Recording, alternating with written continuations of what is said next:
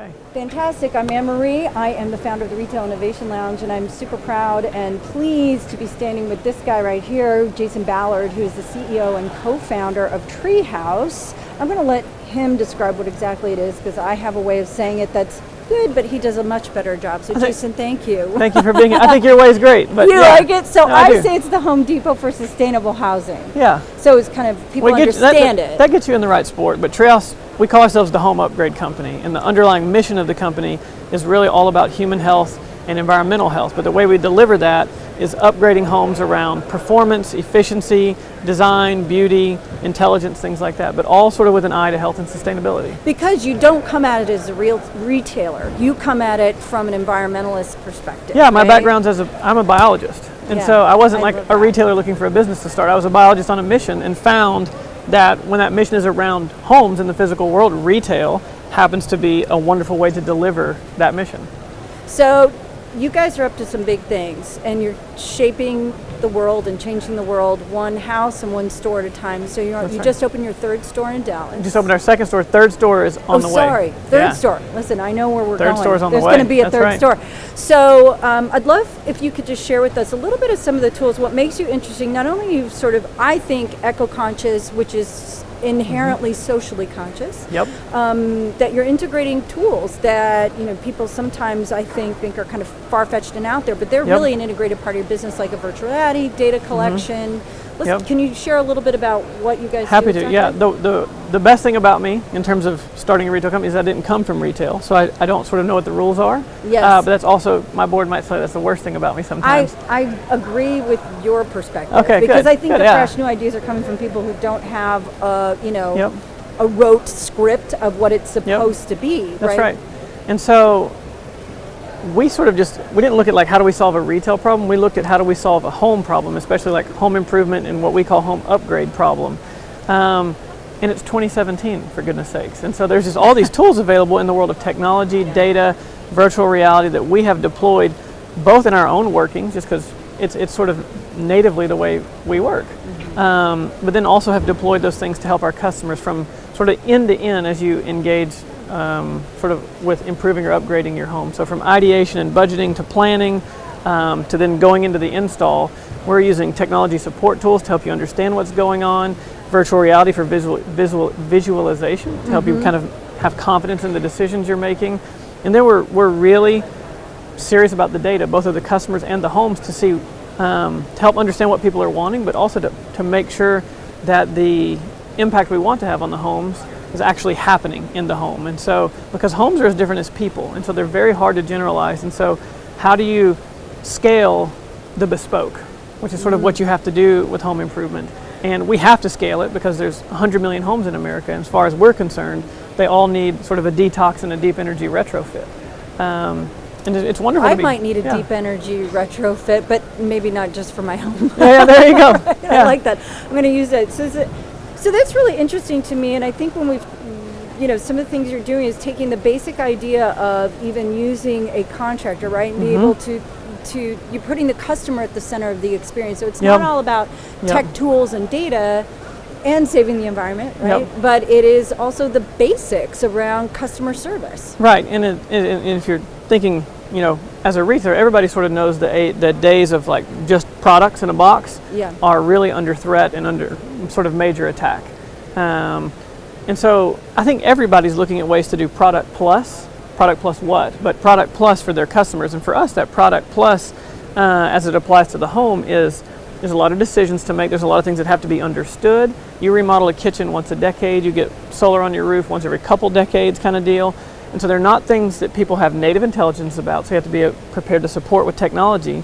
But then also increasingly, sort of the same thing that's happening with cars. People don't work on their own cars as much as they used to, right? It's more and more something you look to a professional to do. And the same thing has happened in the home. And so we realized that if we stopped at the DIY, we wouldn't advance our mission nearly as much as if we sort of went all the way with our customers. And so we sort of vertically integrated downward to deliver the products in their full realization, whatever that was. And it's been a wonderful experience. And I think we found a niche that nobody else is playing in, because the industry is very fragmented. You have someone for product, someone else for design, someone else for install.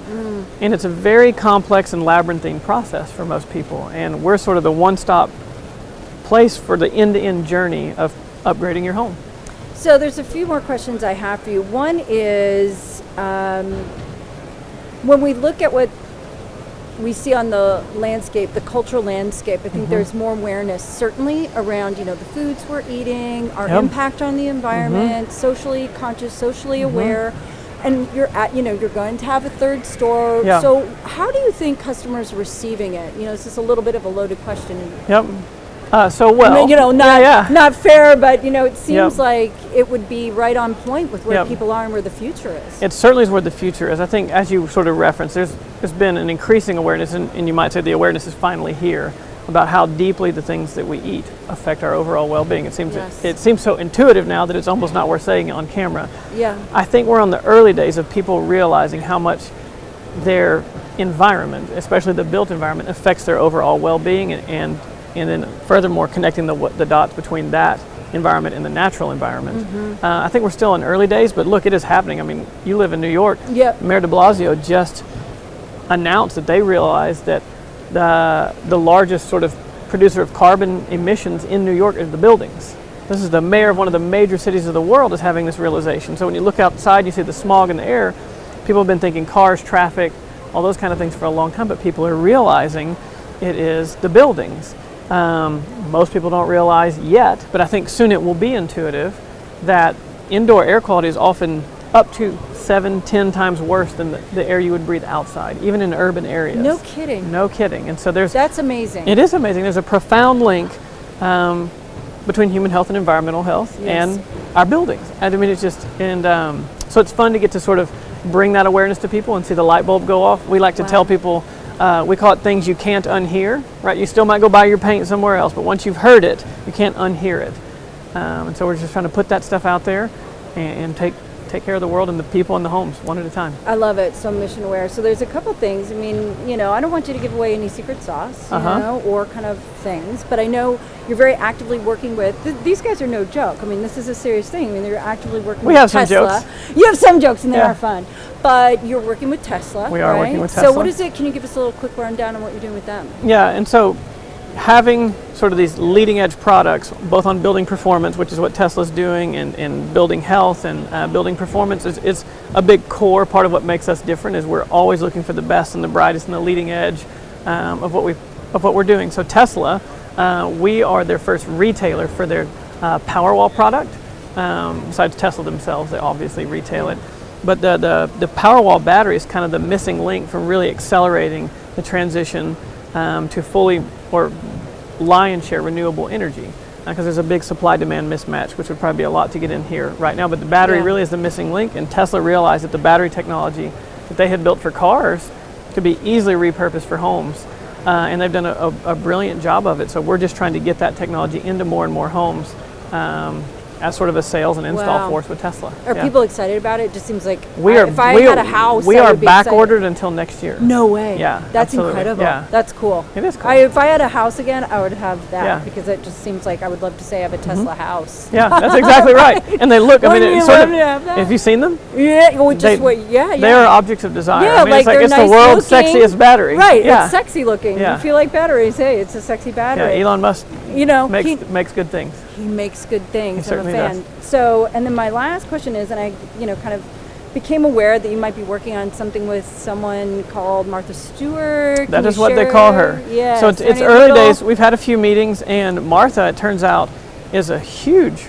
I had no idea when I met with her. She's showing me all these pictures on her phone. She has a farm, and she composts everything and sells the compost, and it is solar powered. She's really in it to win it. Oh wow. For sustainability, and then also health in the home, because her whole brand and her whole career has been about the home, and she is now realizing the impacts cookware has on the home, air quality has on the people, that kitchens are actually the largest source of air pollution inside of a home because of all the cooking and things that happen there. Well, I guess the good news is that because I don't cook, then I'm good at least on that. And so there's that, and then she's also a big outdoor brand, right? And so outdoors where we're growing things, where we're engaging with nature a lot. Anyway, so there's all these synergies between what she does and wants to do and what Treehouse does. And so we are seeing what the art of the possible might be. So stay Oh, tuned. I love possibilities. So with that, Jason Ballard, thank you. Of course, it's always a pleasure. It is always a pleasure. I'm so excited to see what's on the horizon. So keep an eye on Treehouse.